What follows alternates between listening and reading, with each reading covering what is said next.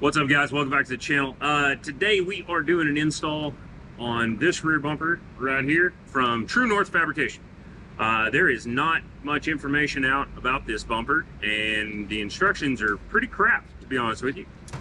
So we're going to do our best to put this out for you guys that are looking at this. They do offer this as a DIY kit and as a pre-welded kit. My recommendation so far is to order this as a DIY, weld it together yourself kit. I'm sure the shipping is obviously going to be a lot less, and the problem we're running into is this part here where it sits on the frame right here is too tight by like 1/4 or 3/8 of an inch. So we're gonna have to do some modifications on that. Step one, it tells you to mark out the rear bumper for where you're gonna cut it. That rear bumper also is going to lose its parking sensors, and I'm not real sure how much I like that idea either. So what we've done is go ahead and yank the rear bumper off. We're going to mock it in place, pull dimensions off of the tail lights, off of the rear deck, all that kind of stuff, in order to be able to cut it to fit the right way. I'm trying to get this thing knocked out pretty quick, and it's supposed to be a 4-hour install. I don't know that that's necessarily the case, so we're going to do our best, because that's what we do here, is make it happen, Captain. Stick along for the ride.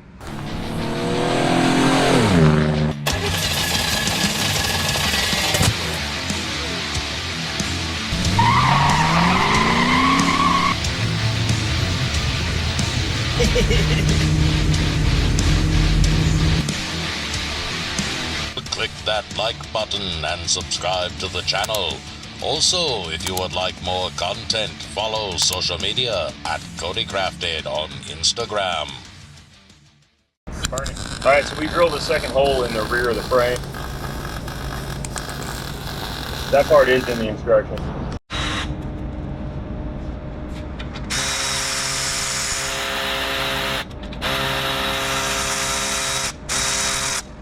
Be careful, the plate is hot. Okay, so this is a porta power.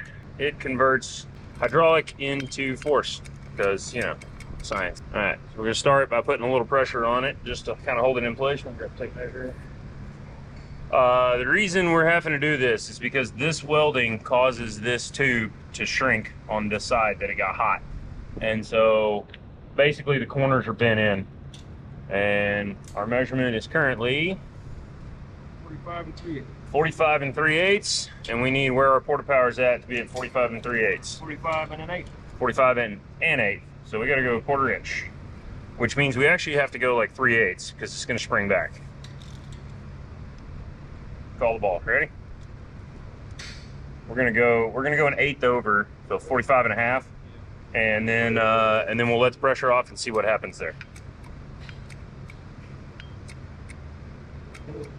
Half. That's half. That's 15. All right. What does that do for us? 1/4. So we need another 1/8. All right. So now we're gonna go 5/8. That's a fuzz over 3/8. All right. So that gets us where we need to be. Okay, let's go try it. Right side in the corner. Not on the corner. Down over there. Maybe. What do you think, Nando? We should not have to modify stuff Quite that much. a lot. Because remember, kids, there's no such thing as a bolt-on. Makes us shirts this way. Yeah, merch available in the description below. Could have maybe given you a little more clearance, huh? Days never ending, master got me working. Days never finished, master got me working. Alrighty, so now that we've got our rear bar mounted, after some fiddling, as you guys saw, and some fresh hardware and some bigger washers and all that fun stuff, they tell us to level the chassis and then measure off of the ground, but what if your ground's not level? Even though our ground here is relatively flat, there's still high and low spots. But I'm not a fan of that. I like a nice consistent edge, and I'm sure our client prefers that in their end result. So what we're gonna do is we're gonna take some dimensions. So we've got known fixed points. We know our bumper's here, and we got our tail light here. Well, the rear bumper cover index is off the bottom of the tail light, so that gives us a nice consistent measurement that we can work off of. So Fernando's got a notepad behind me. and he's gonna take these dimensions down. So we are 17 1/4 off the tip of the taillight. At the edge of the wheel arch, we're at 8 1/4. And then back here, the tip of the taillight to the bumper, we're at 18. And then we're gonna measure the other side and make sure it's the same. And then we'll lay out our bumper and we'll show you that. Okay, so what's our dimensions, Fernando? Okay.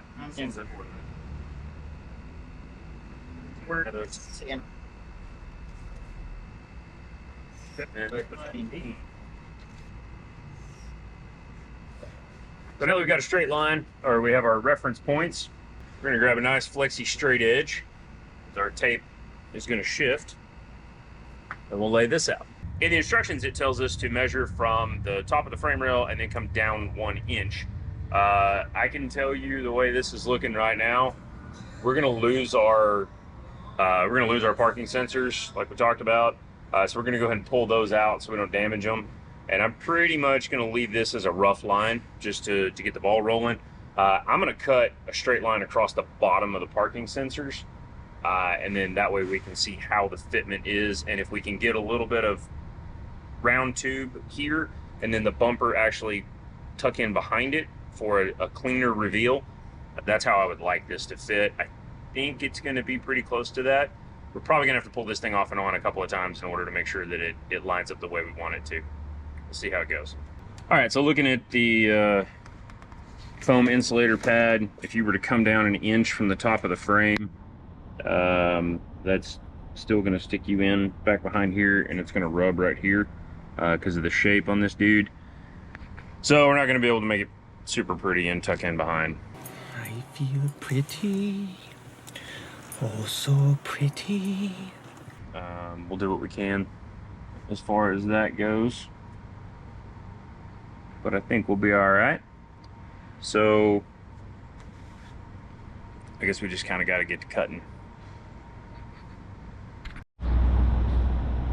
All right, so we got our layout done. I'm erring on the side of judgment because it looked like there was a big dip right here. So I went ahead and threw a tape line on it and then ran a tape line across the bottom of the sensors. Of course, we removed the parking sensors because those are like 300 bucks a piece. So don't drop them. As a former Lexus technician and service advisor, I can tell you that a rock chip will kill a sensor. So anyways, that kind of gives us a straight line. Even though our measurement actually takes it to here, I'm playing on the side of safety because I don't have a plastic stretcher in my arsenal. And you probably don't either. So we're gonna use this cutoff wheel.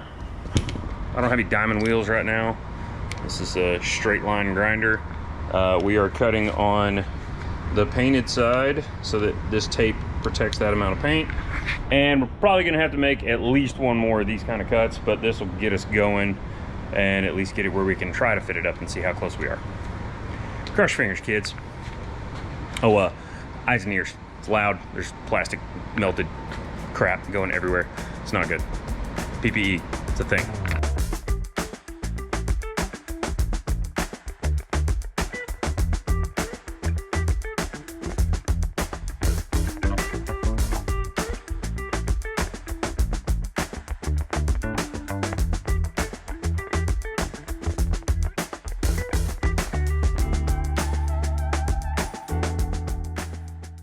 Alrighty, now that that's cut, this is a deburring tool.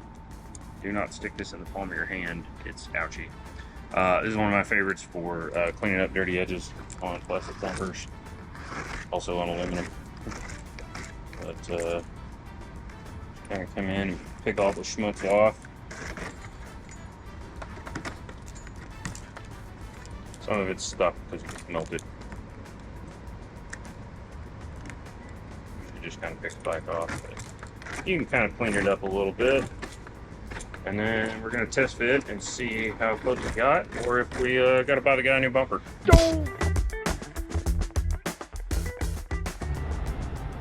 Well, we tried to fit the bumper back on. We had to take it off to get it on because the swing out hinge, you can't fit the plastic back in there. It's really close, but you can't do it without tearing something up. And our bumper's already got scratches and cracks, so, you know. We had to come up like another 1.5 inches. So we're gonna go right there, see where that goes. In all reality, this thing is probably gonna wind up right at the bottom of this radius, but I'm gonna try to leave as much as possible, just because, I don't know, because I like to work real hard. Chop, chop. All right, so we're mounted up. Still a little snug in this vicinity. I make clearance right in here. We got a little cleanup to do on the sides. This has got a little tweak in it that's been there, so it's kind of pulled down tight right here. I'm going to talk to the client and see if he still wants to maintain the little bit of white strip right here. We may wind up cutting it basically to the edge of the radius like we talked about. The bolts, because this is on here and you can't get back there, crow's foot line wrench actually, to get the final snug-a-dug-dug on these ones up inside. So, you know, that's something everybody's got laying around is, you know, crow's foot line wrenches. Oh, they do they? I'm sure. You don't keep those in your truck? Nope. Nope. Nope. Nope. Like that's not your day-to-day tool bag? No, I said no. No? Oh, just me? Just you. Okay. So we're gonna touch base with the client and see if he wants to leave this little bit of white right here. I'm thinking he probably does. It may not hurt to put a piece of edge trim on here. So we're gonna look at that and we'll show you the finished product next. All right, so on our spare tire holder here, we drove the races in, used this guy, bearing race, seal driver. We'll put a link in the description, check it out. Now we're gonna throw the bearings in here and drive the seal on.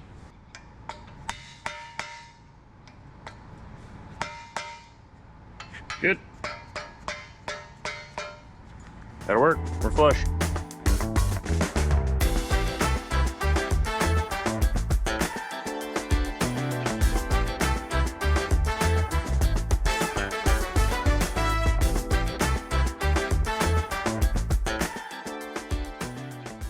So since they didn't bother to give us any kind of provision for mounting a license plate, we just got some 1 3/4 P clamps. This is temporary.